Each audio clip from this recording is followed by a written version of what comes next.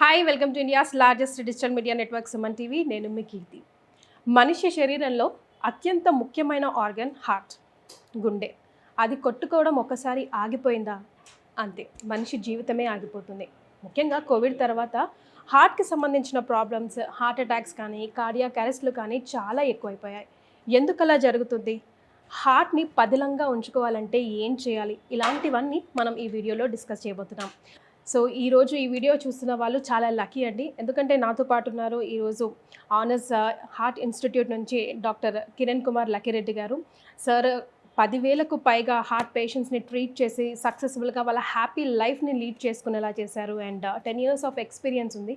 So ఈ video ద్వారా అసలు హార్ట్ ప్రాబ్లమ్స్ ఎందుకు వస్తున్నాయి, రాకుండా ఏం చేయాలి అన్న విషయాలన్నీ కిరణ్ కుమార్ గారిని అడిగి తెలుసు. సార్, మరి ఇప్పుడు కార్డియాక్ అరెస్ట్ అంటే ఏం చేయాలి అని చెప్పేశారు. సో హార్ట్ అటాక్ అంటే స్టంట్స్ వేయాలా, ఎప్పుడు ఆపరేషన్ చేయాలి, ఎప్పుడు స్టంట్స్ వేయాలి, ఒకవేళ అది ఫెయిల్ అవుతే ఏంటి పరిస్థితి, అలాంటి ఛాన్సెస్ కూడా ఉంటాయా? గుడ్ అండి. హార్ట్ అటాక్ అనేది మనం ఆల్రెడీ డిస్కస్ చేసుకున్నాము. మన బ్లడ్ వెజల్స్లో బ్లాక్స్ వచ్చినప్పుడు వస్తుంది. సో బేసిక్ థింగ్ ఏంటంటే how much amount of block. Okay, heart attacks కూడా రెండు రకాలు మనం డిస్కస్ చేసుకుంది. మనకి ఎప్పుడైతే కొలెస్ట్రాల్ ప్లాక్ సడన్గా పగిలిపోయి బ్లడ్ క్లాట్, సడన్గా బ్లడ్ క్లాట్ అయిపోతే ముద్ద అవుతున్నప్పుడు కంప్లీట్గా బ్లాక్ అయిపోతుంది కాబట్టి కిందికి బ్లడ్ ఫ్లో ఉండదు కాబట్టి మన హార్ట్ మజిల్ వీక్ అయిపోయి సడన్గా హార్ట్ అటాక్ వస్తుంది. ఓకే, అది అక్యూట్ హార్ట్ అటాక్. అలా కాకుండా క్రానిక్ హార్ట్ అటాక్స్ అంటే ఈ కొలెస్ట్రాల్ అనేది నిదానంగా పెరుగుతూ వస్తుంది. Like 20%, 30%, 40, 50, 60, 70. So when it is reaching more than 70 to 80%, అప్పుడు మనకి రెస్ట్లో కూడా కావాల్సిన బ్లడ్ కంటే తక్కువ బ్లడ్ వస్తుంది.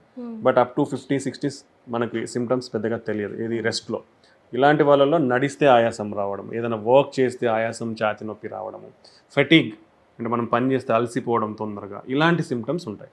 ఇవి క్రానిక్ హార్ట్ అటాక్స్ అంటాం అనమాట. ఓకే, ఇది దెన్ దీనికి treatments. So there are 2 types of treatments. One is stunting, second is open heart surgery, దాన్ని బైపాస్ సర్జరీ అంటారు కామన్ టర్మ్స్లో. సో మనకి ఏమైందంటే now there are lot of advancements in the cardiology. Without open heart surgery you can do everything nowadays. Okay, previously మనకి around from 2000 to 2010 తీసుకుంటే at that time bypass is the only option. At the stage only this stunting everything has been started in India in numbers. But from 2010 there is huge increase in the stunting. Stunting అనేది like is a very safe and effective. అంటే మనము open heart surgery చేసుకుంటే have to be stay for 1 week in the hospital. 3 months వరకు you will be not like much into ఈ wound heal అవ్వాలి. So lot of problems, అంటే patient మళ్ళీ normal activity రానికి time పట్టేది. నౌ ఫర్ స్టంటింగ్ ఇమీడియట్లీ మనం ఇక్కడ చేతి వ్రిస్ట్ నుంచి కానీ లేదా మన గ్రాయిన్ నుంచి కానీ చిన్న క్యాథెటర్స్ తీసుకొని పోతాం. ఎక్కడైతే బ్లాక్ ఉందో దాన్ని ఓపెన్ చేస్తాం, స్టంట్ పెడతాం.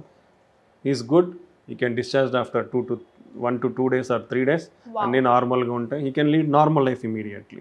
ఓన్లీ ఫ్యూ రెస్ట్రిక్షన్స్, అంటే ఒక 1 month వరకు విల్ టెల్ డోంట్ ఎక్సెస్ యాక్టివిటీలో పార్టిసిపేట్ చేయొద్దని చెప్తాం. Otherwise he can do all routine activities. So this is the advantage of stunting. Effective treatment and very less hospital stay, faster recovery, ఇవన్నీ advantages. So 2010-5 నుంచి ఈ number of stunting అనేది increase అయింది. That is the prime modality of treatment now. So any heart attacks or heart blood vessel బ్లాక్స్కి prime modality of treatment is now is coronary stunting. మనకి 2010 నుంచి 2015 నుంచి still more rapid and huge advances ఉన్నాయి. మా ఓనర్స్లో we're providing all the advanced imaging and artificial intelligence guided systems. Okay, so we're bringing, ఇప్పుడు మనకి stunting అనేది ఎప్పుడు అవసరం అవుతుందంటే లెస్ దెన్ 50% బ్లాక్ ఉన్నప్పుడు యూజువల్గా స్టంటింగ్ అవసరం లేదు. Okay, you can keep on medical treatment. Okay, then if it is more than 80% compulsory stunting అవసరం. 80% బ్లాక్ ఉందంటే కంపల్సరీ అవసరం, ఎందుకంటే మీ గుండెకి కావాల్సిన బ్లడ్ సప్లై అనేది అందట్లేదు సరిగా. Okay, definitely you are going to effect. ఎందుకు అంటే ఈ 80% దాటినప్పుడు బ్లడ్ సప్లై తక్కువ అయితే హార్ట్ వీక్ అయ్యే ఛాన్స్ ఉంటుంది. సడన్గా హార్ట్ రేట్ పెరిగిపోయి సడన్ కార్డియాక్ డెత్ అయ్యే ఛాన్సెస్ ఉంటాయి. కాబట్టి ఇది కంపల్సరీ స్టంటింగ్ చేసుకోవాలి. అరౌండ్ 50 to 70% ఆర్ 80% బ్లాక్స్ ఉన్నప్పుడు only few around 30 to 50% of the lesions only requires treatment. దానికి we need to do like additional physiological study అంటాం. అంటే ఈ ఇంటర్మీడియట్ బ్లాక్స్ అనేది మనకి సిమ్టమ్స్ కాజ్ చేస్తున్నాయా లేదా, మనకి ఇబ్బంది పెడుతున్నాయా లేదా అనేది ఇంపార్టెంట్. ఎలాంటి సింటమ్స్? లైక్ ఛాతీనొప్పి, నడిస్తే ఛాతీనొప్పి రావడం, ఆయాసం రావడము, కాళ్ళవాపులు రావడము, లేదంటే ఫటిగ్ అలసట రావడము, గుండెదట రావడము, కళ్ళు తిరగడం, ఇలాంటి సిమ్టమ్స్ వచ్చే ఛాన్స్ ఉంటాయి. సో ఇలాంటి సిమ్టమ్స్ కాజ్ చేస్తున్నాయి లేదా అనేది ఇంపార్టెంట్. అంటే మనకి ప్రాబ్లం చేస్తున్నాయి లేదా, ప్రాబ్లం ఉంటేనే ఏదైనా ట్రీట్ చేయాలి. ఇప్పుడు ఆ బ్లాక్ ఉన్న ప్రాబ్లం లేనప్పుడు ట్రీట్మెంట్ అవసరం లేదు, మెడిసిన్స్తో ట్రీట్ చేయొచ్చు.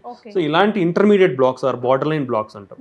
ఈ బ్లాక్స్కి ఫర్దర్గా ఫిజియలాజికల్ స్టడీ అంటాం. అంటే ఈ బ్లాక్ యొక్క సిగ్నిఫికెంట్ ఏంటి అనేది కనుక్కుంటాం. మనకు ప్రీవియస్గా ఎఫ్ఎఫ్ఆర్ అనేది ఉండేది, ఫిజియలాజికల్ స్టడీ. అది మళ్ళీ ఒక వైర్ పాస్ చేసి కొన్ని ఇంజెక్షన్స్ టెస్ట్ చేసేవాళ్ళం. But with advancements in AI and imaging, మనం angiogram just few angiogram images different యాంగిల్స్లో తీసి దాన్ని we can analyse in AI enabled softwares. ఇవన్నీ tested and proven in clinical trials. ఈ యాంజియో ఎఫ్ఎఫ్ఆర్, యాంజియో క్యూఎఫ్ఆర్ అంటాం. So మనం just ఏదైతే angiogram చేస్తామో ఫర్దర్ ఏమీ అవసరం లేకుండా ఆ ఇమేజెస్ని we will interpret and we will get the values. ఒక వాల్యూ పైన ఉంటే స్టంటింగ్ అవసరం లేదు, ఆ వాల్యూ కంటే కింద ఉంటే స్టంటింగ్ అవసరం. So with the simple just angiogram and some additional advanced techniques we can decide whether this block, ఈ బ్లాక్ స్టంట్ అవసరమా లేదా అనేది. So we launched in our hospital and we're also launch the advanced echo machine with AI enabled measurements, correct measurements ఇస్తుంది. And we're also bringing angio enabled AI enabled IVUS system we're launching. So దాంట్లో clear కట్గా ఇప్పుడు మనకి ఐవస్ guided stunting అంటాం. అంటే that's ఏంటంటే image guided stunting. మనం మామూలుగా స్టంట్ ఎట్లా వేస్తామంటే ఒక ఎక్స్రే సిస్టమ్, మనకి క్యాత్ ల్యాబ్ అనేది, ఆ ఎక్స్రే సిస్టంలో చూస్తాము, బ్లాక్ ఉంటుంది, ఆ బ్లాక్ తీసేసి స్టంట్ వేస్తాం, ఎక్స్రే గైడెడ్ స్టంటింగ్. ఇప్పుడు ఐవస్ ఇమేజింగ్ సిస్టమ్ అనేది ఏంటంటే మనకి ఇది బ్లాక్ ఉంది, ఈ బ్లాక్ లోపలికి ఒక separate camera system like catheter అంటాం, కెమెరా సిస్టమ్ని పంపించి ఈ గోడ చుట్టూ ఎంత బర్డన్ ఉంది, ఎంత బర్డన్ ఆఫ్ కొలెస్ట్రాల్ బ్లాక్ ఉంది, ఎటువంటిది, దీంతో డిఫరెంట్ టైప్స్ ఉంటాయి. ఫ్యాటీనా, ఫైబ్రస్ టిష్యూ ఉందా, కాల్షియం అంటాం అంటే సిమెంట్ లాగా హార్డ్ టిష్యూ ఉందా అనేది మనం కనుక్కోగలుగుతాం. కనుక్కున్నప్పుడు ఏమవుతుందంటే కరెక్ట్ ట్రీట్మెంట్ ఇవ్వాలి. ఎందుకంటే ఈ హార్డ్ కాల్షియం ఉన్నప్పుడు స్టంట్ ప్రాపర్గా ఎక్స్పాండ్ కానప్పుడు మనకి రిజల్ట్ సరిగా రాదు. సో మనకి ఇది ఉన్నప్పుడు వీ కెన్ యూజ్, అంటే ఈ క్లియర్ డీటెయిల్స్ అని ప్రొవైడ్ చేస్తుంది ఈ సిస్టమ్ అనేది. సో ఎంత లెంత్ ఉంది ఈ జబ్బు అనేది, ఈ వెజల్ ఒక సైజ్ ఎంత ఉంది, సో ఇలాంటి డీటెయిల్స్ అనేవి మనకు క్లియర్ కట్గా తెలుస్తాయి. తెలిసినప్పుడు దానికి will prepare this properly first. అంటే ఇది ప్రాపర్గా ప్రిపేర్ చేయాలి. ఇప్పుడు గుంత ఉందండి, ఊరికే ఇట్లా పోయి సిమెంట్ వేసేసి వస్తే గుంత పూడిపోతుంది కదా, కింద రాళ్ళు వేయాలి. సో దాని ప్రిపరేషన్, బెడ్ ప్రిపరేషన్ అంటాం. ఆ పైన సిమెంట్ ఫైనల్ కోట్ వేయాలంటే, మనం ఫైనల్గా స్టంట్ పెట్టాలంటే ఇది బెడ్ని ప్రిపేర్ చేయాలి. So we have to expand it properly, open it properly. దానికి డిఫరెంట్ టెక్నిక్స్ ఉంటాయి, అవన్నీ యూజ్ చేసి వాడాల్సి ఉంటుంది మనం. సో అడ్వాన్స్డ్ టెక్నిక్స్ అని చాలా ఉన్నాయి మనకు. సో అవి వాడాల్సి ఉంటుంది. అవి వాడి బెడ్ ప్రిపేర్ చేసిన తర్వాత స్టంట్ వేస్తాం. స్టంట్ వేసిన తర్వాత మళ్ళీ you can pass the camera system and see ఈ స్టంట్ అనేది కరెక్ట్గా ఈ బ్లడ్ వెజల్ గోడలకు అతుక్కుందా, ఎక్స్పాండ్ అయ్యిందా, ఏమైనా ప్రాబ్లమ్స్ ఉన్నాయి అంటే in detailed we can know everything about the stent. So this image guided, IVUS imaging guided stunting అనేది ఈ ఎక్స్రే సిస్టమ్ గైడెడ్ కంటే 36% బెటర్ రిజల్ట్స్. అంటే ఇన్ ఫ్యూచర్ 36% బెటర్ రిజల్ట్స్ ఉంటాయి. లాంగ్ టర్మ్లో మీకు మళ్ళీ హార్ట్ అటాక్స్ వచ్చే ఛాన్సెస్ చాలా తక్కువ ఉంటాయి, మళ్ళీ స్టంట్ వేయించుకోవాల్సిన ఛాన్సెస్ కూడా చాలా తక్కువ ఉంటాయి. So always better to stent with image guided stunting, అది better thing. So we're having all these facilities and we'll provide the best care and very quality stents. ఈ advanced techniques and advanced technologies అన్ని కూడా we're having at our own heart institute. Super. Science ఎంత develop అవుతుంది, ఎంత evolve అవుతుంది sir. సరే, at the same time like ఒక మనిషికి అవుట్ ఆఫ్ మై యాంగ్జైటీ ఎన్నిసార్లు స్టంట్స్ వేయొచ్చు, వేసిన తర్వాత కూడా మళ్ళీ హార్ట్ అటాక్స్ వచ్చే ఛాన్సెస్ ఉన్నాయా, ఎందుకు ఉంటాయి? ఓకే, సో యూజువల్గా చాలామందికి ఉన్న డౌట్ కూడా ఏంటంటే 2 స్టంట్సే వేయించుకోవాలా అనేది చాలామందికి ఉంది ఒకటి. సో బట్ మనం లిటరేచర్ ఎక్కడ హోల్ ద వరల్డ్ చూసుకుంటే ఒక లిమిట్ ఇన్నే వేయించుకోవాలనేది ఎక్కడా లేదు. మీరు 10 స్టంట్లు కూడా వేయించుకోవచ్చు, not a problem. But safe limit 5 to 6 stents అనేది either single setting or 2 different సెట్టింగ్స్లో హ్యాపీగా చేసుకోవచ్చు, దానివల్ల ప్రాబ్లం ఏమీ లేదు. So whatever I mentioned IVUS image guided stunting, దాని ద్వారా చేయించుకుంటే మీ రిజల్ట్స్ అనేది సూపర్గా ఉంటాయి, ఎక్సలెంట్గా ఉంటాయి. సో మీకు ఫ్యూచర్లో హార్ట్ అటాక్స్ రాకుండా ఉండే ఛాన్సెస్ ఎక్కువ, మళ్ళీ స్టంట్కి పోవాల్సిన ఛాన్సెస్ కూడా తక్కువ ఉంటాయి. ఓకే, ఇది అడ్వాంటేజ్. సో మరి స్టంట్ వేయించుకున్నాక హార్ట్ అటాక్స్ కానీ వస్తాయంటే వచ్చే ఛాన్స్ ఉండొచ్చు. That is in very less, 1 to 2% or 3% population. అంటే ఎట్లాంటి పేషెంట్ మీద ఉండొచ్చు? So particularly uncontrolled diabetes, uncontrolled hyper tension, uncontrolled cholesterol, unhealthy life style and medications ఎవరైతే సరిగా వాడరు, మనం ఎందుకంటే స్టంట్స్ వేసిన తర్వాత అది మనకి స్టంట్ మీద కూడా మళ్ళీ మనం బ్లడ్ వెజల్కి లేయర్ ఉంటుంది. ఆ లేయర్ అనేది ఫామ్ అయిపోతుంది దాని మీద, ఎండోథీలియజేషన్ అంటాం. అది ఫామ్ కానీ it takes some months, 3 to 6 months పడుతుంది. ఓకే, అది ఫామ్ అయినాక it will behave like a normal vessel again. So ఇవన్నీ ఫ్యాక్టర్స్ కంట్రోల్లో లేకుంటే then you are more prone to risk again for stent బ్లాక్కి, మళ్ళీ హార్ట్ అటాక్కి ఛాన్స్ ఉంటుంది. ఓకే, సో ఇవి మేజర్ ఫ్యాక్టర్స్ మళ్ళీ రావడానికి. But even if you get this, మళ్ళీ మీకు ఒకవేళ అలాంటి సినారియో వచ్చినా మీరు మళ్ళీ స్టంట్ వేయించుకోవచ్చు, not a problem. Can go up to 3 layer of stents, అంటే స్టంట్లో స్టంట్ కూడా 3 times వరకు చేయించుకోవచ్చు, no problem. Okay, second thing, మనకున్న అడ్వాన్స్మెంట్స్ ఏంటంటే డ్రగ్ కోటెడ్ బెలూన్ అని వచ్చింది. అంటే ఇది స్టంట్ లేకుండా ట్రీట్ చేయడం. ఓకే, ఒకవేళ మీరు స్టంట్ వేయించుకున్న తర్వాత బ్లాక్ వస్తే ఏం చేస్తామంటే ఏదైతే ఉందో దాన్ని ఓపెన్ చేసేస్తాం. మళ్ళీ ఓపెన్ చేసిన తర్వాత స్టంట్ ఆల్రెడీ ఉంది కాబట్టి స్టంట్ పెట్టకుండా like particularly like hard like calcium కానీ అట్లాంటి లేని ఫైబ్రస్ టిష్యూ లేదు, ఓన్లీ సింపుల్ ఫ్యాటీ లీజన్స్, అలాంటి దాంట్లో మనం ఈ డ్రగ్ కోటెడ్ బెలూన్ తీసుకొని పోయి అక్కడ ఒక 30 seconds ఆర్ 60 seconds ఇన్ఫ్లేట్ చేస్తాం. అప్పుడు ఈ బెలూన్ అంటే మందు పూసిన బెలూన్, డ్రగ్ కోటెడ్ బెలూన్ అంటే ఈ బెలూన్ పైన డ్రగ్ ఉంటుంది. ఆ డ్రగ్ అనేది మన బ్లడ్ వెజల్లోకి అబ్జార్బ్ అయిపోతుంది. అబ్జార్బ్ అయినప్పుడు ఆ డ్రగ్ అనేది మళ్ళీ బ్లాక్ రాకుండా it will prevent further blockages. So ఇలా అడ్వాన్స్ ట్రీట్మెంట్స్ వచ్చాయి. సో మీరు ఒకసారి స్టంట్ వేసిన తర్వాత you can try drug coated balloon. Second time drug coated balloon try చేశారు, ఇన్ కేస్ అంటే ఇప్పుడున్న అడ్వాన్స్ స్టంట్ ప్లాట్ఫామ్స్తో ఇవన్నీ చాలా తక్కువ అయిపోయినాయి. ఇంతకుముందు టెక్నాలజీ అనేది వేరున్నది కాబట్టి కొంచెం రిస్క్ ఉండేది, ఇప్పుడు ఆ రిస్క్ అన్ని కూడా చాలా తగ్గిపోయినాయి. So very less people they will get all these, అంటే స్టంట్ వేసిన తర్వాత మళ్ళీ బ్లాక్ అవ్వడం లెస్ ఛాన్సెసే ఉంటాయి. సో ఒకసారి డ్రగ్ కోటెడ్ బెలూన్ చేసుకోవచ్చు, మళ్ళీ వస్తే మళ్ళీ స్టంట్ వేసుకోవచ్చు, మళ్ళీ డ్రగ్ కోటెడ్ బెలూన్ చేసుకోవచ్చు. So you're having multiple options. Even open heart అనేది పోవడం అవసరం లేకుండా you can have multiple options. ఈ అడ్వాన్స్మెంట్స్ ఉన్న technology that will provide a very better results. So if you use all this technology, will provide excellent results, and మీకు మళ్ళీ ఫ్యూచర్లో stunt black లేకుండా మళ్ళీ హార్ట్ అటాక్స్ రాకుండా కూడా హ్యాపీగా మెడికేషన్స్ కంటిన్యూ చేసుకుంటూ you can live happily, you can lead in normal life. చాలామంది హ్యావ్ యాంగ్జైటీ కానీ ఫియర్ కానీ ఇవి చాలా ఉంటాయి. స్టంట్ వేసుకున్న తర్వాత కానీ బైపాస్ తర్వాత కానీ normal life they can lead in normal life. Only thing is control of what ever is risk factors, following healthy life style, healthy food habits and regular exercise. And మీరు రెగ్యులర్గా medications అనేది వాడండి. Compulsory 1 blood thinner and 1 cholesterol lowering age, cholesterol తగ్గించే drug compulsory వాడాలి. BP sugar ఉన్నాయంటే దాని medicines ఎలాగూ వాడాల్సిందే. సో ఇవి మీరు పాటిస్తే మీరు స్టంట్ వేయించుకున్న తర్వాత కానీ ఈ బైపాస్ తర్వాత కానీ మీరు ఫర్దర్ అటాక్స్కి అనేది రిస్క్ అనేది చాలా తగ్గుతుంది. సో ఈ విధంగా చేసుకోవచ్చు. రైట్ సార్, ఇంత జరుగుతుంటుంది కదా బాడీలో, బాడీ ముందు నుంచి ఎటువంటి సిమ్టమ్స్ ఇవ్వదా సార్? ముఖ్యంగా డయాబెటిక్ పేషెంట్లో అసలు పెయిన్ తెలీదు, అంటే జా పెయిన్, షోల్డర్ పెయిన్ ఇదంతా అంటారు కదా, అది కూడా తెలీదు అని అంటూ ఉంటారు. అందులో నిజమేంత? బేసికల్లీ జనరల్గా హార్ట్ అటాక్స్ కానీ హార్ట్ రిలేటెడ్ సిమ్టమ్స్ ఛాతి నొప్పి రావడము, లైక్ ఎగ్జర్షనల్ అంటాం, అంటే పని చేసినప్పుడు ఎప్పుడైనా ఆయాసంగా ఉండటము లేదా అలసట ఉండటము, ఫెటిక్ కాళ్ళు లాగేయడం కానీ ఫెటిక్ అంటాం, ఇవన్నీ ఫెటిక్ సిమ్టమ్స్. ఓకే, దెన్ గుండెదడ ఎప్పుడన్నా రావడం కానీ, కళ్ళు తిరగడం కానీ, కాళ్ళవాపులు రావడము, ఇవన్నీ ఉంటాయి. But what is thing is particular ఇవన్నీ కామన్ సిమ్టమ్స్ తెలుస్తాయి మనకి. కొందరిలో లైక్ పర్టికులర్లీ ఫీమేల్స్లో లేదా ఎల్డర్లీ పీపుల్, ఏజ్ ఎక్కువ ఉన్న వాళ్ళలో, షుగర్ ఎక్కువ ఉన్న వాళ్ళలో ఇవన్నీ కొంచెం తక్కువ ఇంటెన్సిటీతో తెలుస్తాయి. కాబట్టి వాళ్ళు కొంచెం డిటెక్ట్ అయ్యే లోపల డిసీజ్ అనేది అడ్వాన్స్ అయ్యి ఉండొచ్చు. బికాస్ ఆఫ్ వాళ్ళకి న్యూరోపతి అనే కాంపోనెంట్, నర్వ్స్ కూడా డ్యామేజ్ అయ్యే ఛాన్స్ ఉంటుంది, నర్వ్ ఫంక్షన్ అనేది తగ్గిపోయే ఛాన్స్ ఉంటుంది, కాబట్టి కొంచెం తక్కువ ఉండే ఛాన్స్ ఉంటుంది. సో అందుకే మనకు ఇంకోటి ఏంటంటే మనం చాలా చిన్న సిమ్టమ్స్ని అందరం కూడా నెగ్లెక్ట్ చేస్తాం. బట్ లే చిన్నదే కదా, గ్యాస్ట్రిక్ అనో లేకపోతే ఇంకోటి, ఆ పని చేస్తే ఆయాసం రాదా వస్తుంది, ఇంత పని చేస్తే అలసట రాదా వస్తుంది, నాకేమొస్తుంది, లేదా గ్యాస్ ట్రబుల్, మజిల్ కండరాల నొప్పి అని అనుకుంటాం. సో ఈ మైనర్ కాంపోనెంట్ ఆఫ్ నెగ్లిజెన్స్ అనేది ఎక్కడ కూడా పాటించద్దు. Because that much important. Because heart అనేది పంపింగ్ ఈజ్ ఎఫెక్టివ్గా ఉంటేనే మనం ఏదైనా యాక్టివ్గా చేసుకోగలం. అది స్ట్రెంత్ లేకుంటే we can't do anything. So ఆ చిన్న కాంపోనెంట్ ఆఫ్ నెగ్లిజెన్స్ కూడా ఎక్కడా చూపించకూడదు. ఏ చిన్నది, ఒకవేళ నొప్పి ఉందనుకోండి, just go and evaluate.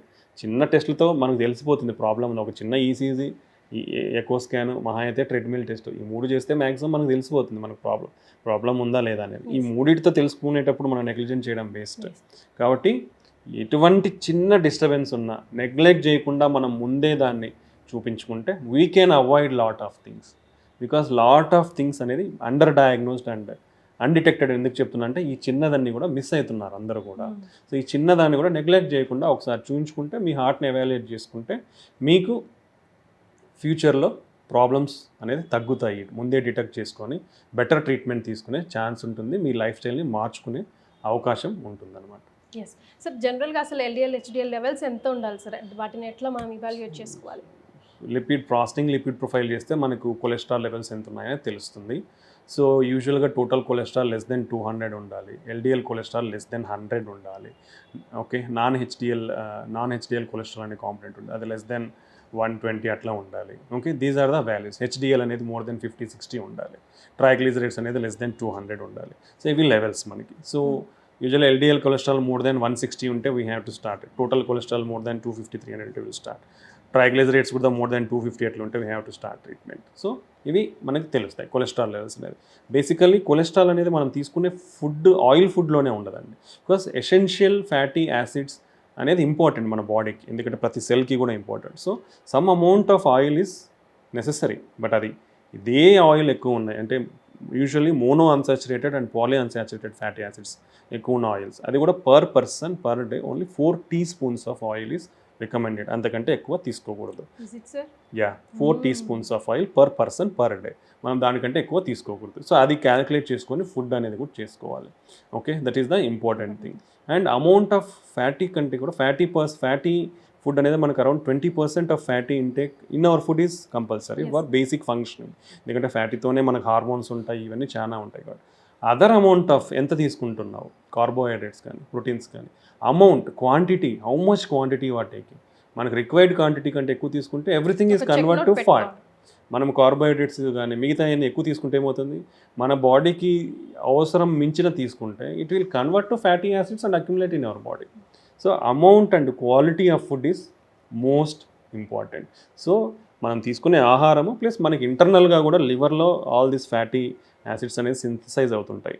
So ఇవన్నీ కూడా డిపెండ్స్ ద బ్లడ్ లెవెల్స్ అనేది మన ఫుడ్ ఇంటేక్ ప్లస్ మన బాడీలో ఉండే మెకానిజమ్స్, ఏ ఫుడ్ తీసుకుంటే ఏ విధంగా కన్వర్ట్ అవుతుంది అనే దాన్ని బట్టి మన ఫ్యాటీ లెవెల్స్ అనేది మెయింటైన్ అవుతాయి. And apart from this genetic abnormalities ఉన్న వాళ్ళలో ఎక్కువ ఉండే ఛాన్స్ ఉండొచ్చు. So always take healthy diet, do regular exercise to control all these things. చాలా చాలా ఇంపార్టెంట్ విషయాలు మనం ఈ వీడియో ద్వారా తెలుసుకున్నాం. ప్రతి ఒక్కటి మీరు చెప్తుంటే నాకు గూస్ బంప్స్ వస్తూ ఉన్నాయి, టెన్షన్ అవుతూ ఉంది కూడా లోపల. So to give a just the whole thing, what according to you is a fit body? ఈ పర్సన్ ఫిట్ ఉన్నాడు అని మనం ఎట్లా తెలుసుకోవాలి, ఎట్లా ఉండాలా? Single thing can't define any. మనకి ఏదైనా ఒక మెజర్ తీసుకుంటే కొన్నిట్లో మాత్రమే అది పర్ఫెక్ట్ వాల్యూ అనేది చెప్పగలం. But when take your body lot of components is there. First thing is fit అనేది you can't tell in a single component. Fit is whether you are doing daily exercise or not, you are spending time for exercise or not. That is most important is physical activity. Okay, నేను gym చేశాను ఇట్లా ఉన్నానంటే అది fit కాదు. How much quality food you are taking, how much activity you are doing. Quality food should include whole cereals, legumes, pulses, ఇవన్నీ. అది కూడా unpolished, unrefined. మనం అందరం తీసుకునేది refined food. So you should reduce our refined food. You can get unpolished rice or unpolished wheat or brown rice or red rice, lot of things. ఏది తీసుకున్నా unpolished, unrefined basically. Second thing pulses, beans, kidney beans కానీ ఇలాంటి చాలా ఉన్నాయి healthy things. Millets, ఇవన్నీ చాలా healthy things. మనం ఎవరూ చాలా తక్కువ వెళ్తాం దాన్ని. సో డైలీ ఇలాంటి components one or the other thing అనేది మనకి ఆల్మోస్ట్ 3 to 4 servings ఉండాలి ఇవన్నీ. Then fruits and vegetables 4 to 5 servings per day. Okay, compulsory. Then you can go for oil, amount of oil restriction, what quality of oil. If you take sunflower oil, soybean oil, safflower oil, ఇవన్నీ కూడా they are rich in mono and unsaturated polyunsaturated fatty acids. So you can take, but limited quantities. And how well you are preparing your food. Indians లో usually they are overcooking of vegetables and fruits ఉంటుంది. So it is causing loss of nutrients. So we should take proper cooking. Overcooking అనేది ఉండకూడదు. Then non-vegetarian, the proven healthy is fish. So you can take up to 2 to 3 servings per week. Poultry 2 servings per week. Okay, not daily. Okay. Okay, that's the important. Yes. Then very top of the pyramid అంటే very minimum ఉంటుంది space. అక్కడ hardly red meat like chicken, like lamb, goat, whatever other type of mutton. So you should avoid all those things, or hardly will take once in 2 months or 6 months, and avoid all processed foods. whatever you name, everything is processed foods and bakery items or whatever is these things. Second, sugar sweetened beverages. Whatever you take, drink out of any place, it is sugar sweetened beverage. Remember, all cool drinks are SSBs. So completely stop taking your SSBs. Ignore. So ఇవన్నీ practice చేస్తే this is called healthy food and balanced diet and with regular exercise if you maintain. And next is you should not be having abdominal obesity.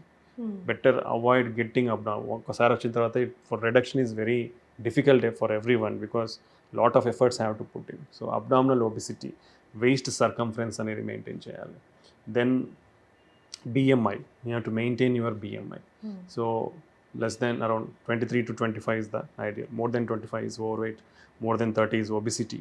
So you have to maintain your BMI and keep away from all the bad habits like smoking and alcohol. Then you say you are fit. Okay, it's not a single component. Yes. Okay, this is called fit body and fit or a healthy body or healthy activities. Oh my god, such a work satisfaction video sir, because చాలా informative video and చాలా మందికి use అవుతున్న video. Thank you so much. Thank you very much. సో ఈ టైంలో Suman TV చూస్తున్న వాళ్ళందరూ నా దృష్టిలో రియలీ లక్కీ ఫెలోస్ అండి. ఎందుకంటే ఎంత ఇంపార్టెంట్ ఇన్ఫర్మేషన్ సార్ ఇచ్చారో. అందరూ ఈ వీడియోని సేవ్ చేసుకోవాల్సిందే. బికాజ్ అండ్ అందరూ ఆరోగ్యంగా ఉండాలి అని అంటే ఫస్ట్ ఫిట్ అన్నది ఇప్పుడు డెఫినేషన్ 6 ప్యాక్స్ 8 ప్యాక్స్ అస్సలు కాదండి. సార్ ఎన్నో విషయాలు చెప్పారు. ఆ విషయాలన్నీ పరిగణలోకి తీసుకుంటేనే ఒక మనిషి ఫిట్ అని. మరి ఆ ఎన్నో విషయాల్లో మనం ఎన్ని విషయాలన్నీ పాటిస్తున్నాం, మనం ఎంత ఫిట్గా ఉన్నాము, డెఫినెట్గా మనకు మనం తొంగి చూసుకోవాల్సిందే. లైఫ్ని హ్యాపీగా ఉంచుకోవాల్సిందే. ఎందుకంటే ఎప్పుడన్నా prevention is better than cure కదా. అలాగే ఉంటారని మనస్ఫూర్తిగా కోరుకుంటుంది మీ కీర్తి.